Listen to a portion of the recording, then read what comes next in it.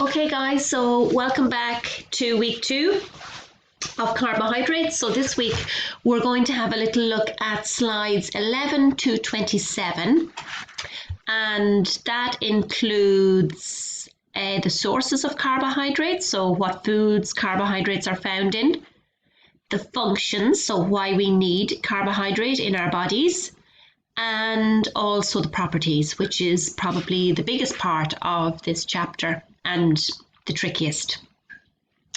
So we're going to start looking here at the sources of carbohydrates, and rather than looking at mono and di and polysaccharides, when we're looking at the sources, we split them down 3 ways into sugary sources, starchy sources, and then cellulose, which is fibre, the browns, the ones that are good for our digestive system, and help to prevent things like constipation and diverticulitis and those bowel disorders, linking back to our diet chapter that we did at the start of the year. So looking here at our sugary sources, we have things like table sugar and biscuits, cakes, so all of our refined foods, and not forgetting honey is a source of sugar, jam, and then of course fruit has natural sugar in it. So we have mostly refined foods here and the top shelf of the food pyramid foods, but we also have fruit. Okay, it has the natural sugar in it, fructose.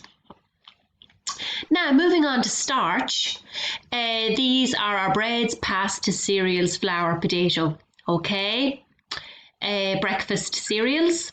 And then our cellulose then are our brown bread, our whole grain cereals, our wheat bran, our wholemeal bread, okay, wholemeal wraps, the skin of the fruit and vegetables, okay?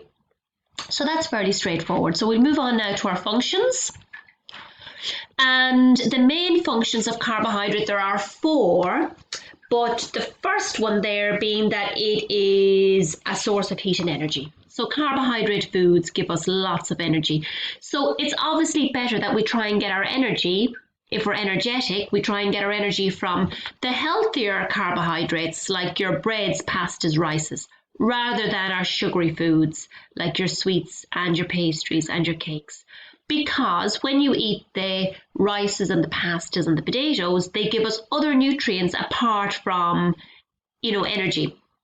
So we want to try and incorporate those foods and brown where possible, rather than eating your cereal or your bread, rather than eating your cakes and your biscuits and things like that, because they are high in empty kilocalories, which means they give us sugar, but they don't give us a lot of other nutrition. Now, the second function of carbohydrate is to free or spare protein. So when we eat carbohydrate, it means that we are not relying on protein for energy, because the main function of protein is for growth.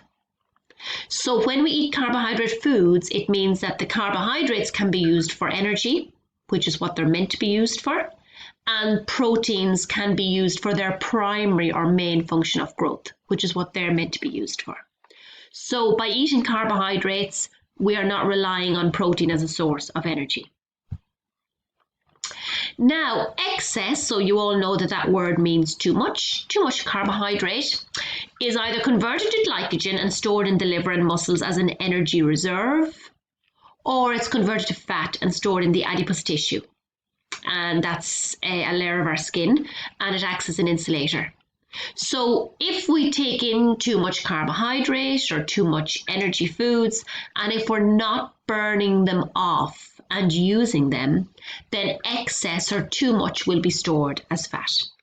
So it's just getting that balance of energy intake and energy output, and watching what foods we choose for our energy intake. So choosing the healthier sources rather than the fattier sources or the sweetie sources like your cakes, your pastries and your sweeties. Now the last function then is looking at cellulose, because it is a type of carbohydrate, and that's your fibre. And that, as you know, is like putting a Weetabix into milk. It absorbs the milk, and the same thing happens in your digestive system.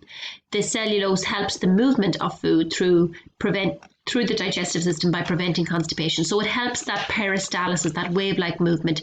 It absorbs the water in our gut. It makes our waste or our feces bulky, and it makes it easy to eliminate from the body and therefore helps to prevent constipation.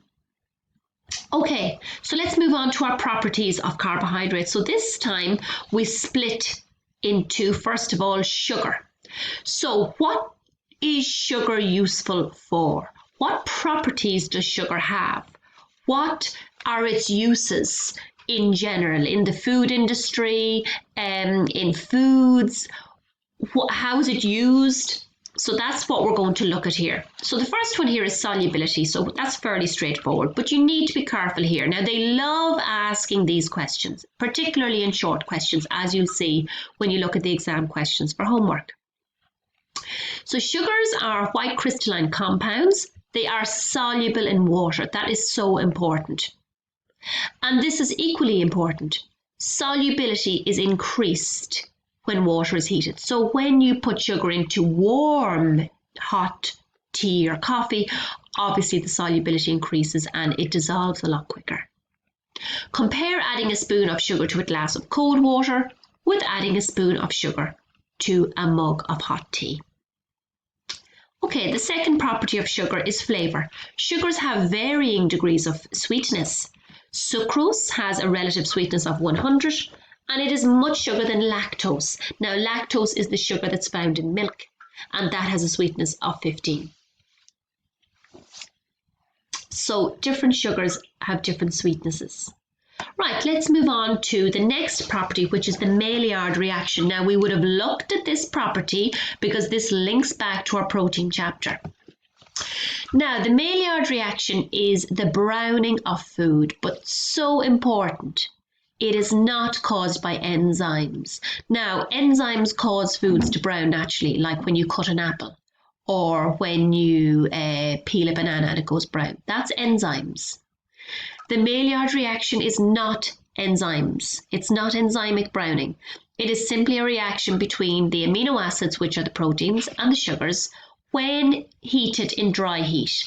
And this is how roast potatoes become brown in your oven. Now, the next property of sugar is to make caramel. We can use sugar very well to make caramel, and that can be used in caramel squares or millionaire shortbread. It can be used to make toffee. It can be used in a banoffee pie. So we're going to have a look and see now what happens when we use sugar to make caramel. So you need to know the culinary application for each of these properties.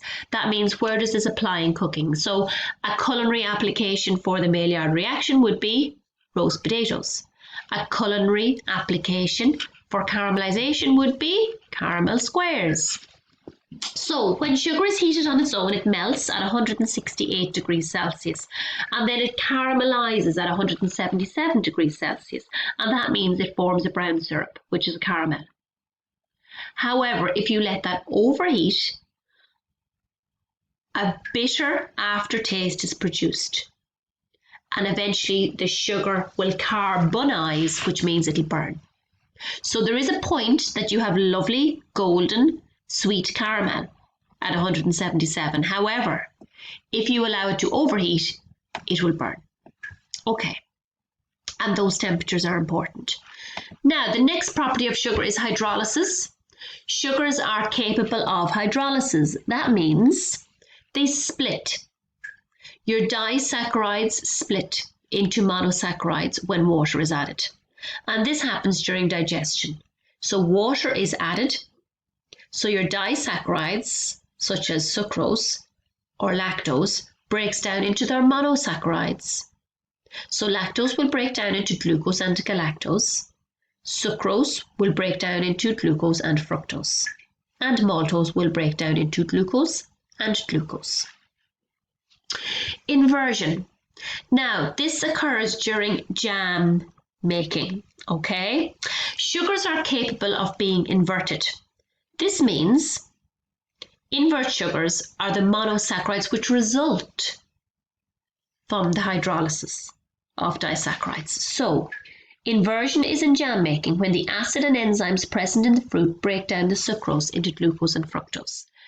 So when you're making jam, you add acid, okay, and there are enzymes present in the fruit. The acid is in the form of lemon juice, and there is acid present in the fruit as well, and the enzymes are present in the fruit. These two things, the acid and the enzymes, cause hydrolysis to happen. That means your disaccharides, sucrose, breaks down into glucose and fructose. And we call glucose and fructose invert sugars. Okay, now crystallization.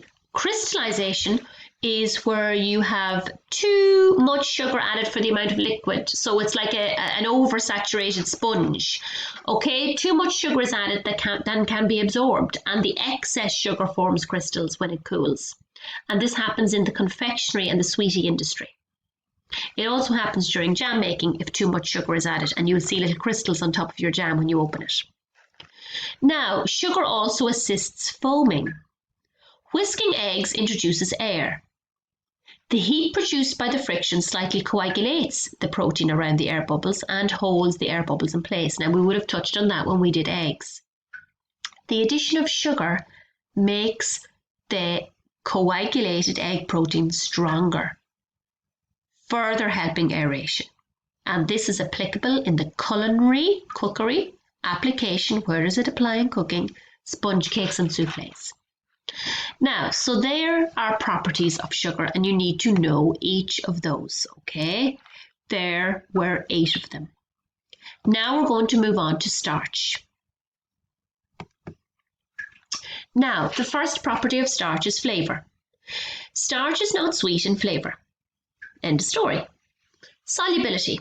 Starch is a white powder which is insoluble in cold water. Okay, so your example there is putting flour into cold water.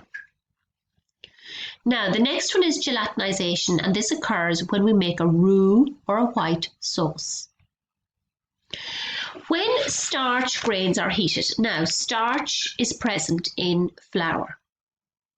Okay, so when starch grains are heated in a liquid, such as flour in milk, they swell and burst and absorb the liquid and thicken the solution. So, when we are making a white sauce, we melt our butter, we add our flour, and we cook it on a low heat for 3 minutes to form a roux. Then we add our milk very, very slowly off the heat. When all the milk is added, we put it back on a high heat and we stir it continuously. And during that time, the starch in the flour swells up and bursts and absorbs the liquid, which is the milk, and that's what thickens your sauce. So an example of this is adding flour to soups and sauces to thicken them, or a roux sauce. And when this cools, it becomes a gel. So if you've ever left a little bit of white sauce in the bottom of a saucepan and let it go cold, it forms a jelly consistency. So this is just a little picture to show you. The heat is added, starch grains are in the liquid. They're getting warm. Okay, then they start to swell up, okay, then they burst, and then the liquid thickens and gelatinizes. Okay, so the starch gelatinizes when heated in a liquid, producing a thickened liquid. So you need to have the thickening and you need to have the heat. So gelatinization begins at 60 degrees Celsius. So at 60 degrees Celsius it starts, and then it keeps going, and eventually you will boil your sauce and it'll be as thick as it's going to be. This is the temperature the starch granules begin to absorb the liquid and swell, and at 80 degrees Celsius they begin to burst and the liquid becomes thicker. So as you heat your sauce, it gets thicker and thicker and thicker all the time, and then when you bring it to the boil, then that's really how thick it's going to be. Now the next one is hygroscopic, okay, and this is when you leave a biscuit out in the air. It will absorb moisture from the air and soften. Dextrinization. Dextrins are short-chain polysaccharides, and when dextrins are heated, they cause a brown colour to form, and that happens on toast, when you make toast. Okay, now just the last couple, hydrolysis. So again, starch is capable of hydrolysis. It's the splitting of the disaccharides into the monosaccharides, and happens during digestion. And then the last set of properties are pectin. Pectin is a polysaccharide which occurs naturally between plant cells and in the cell walls of fruit and vegetables.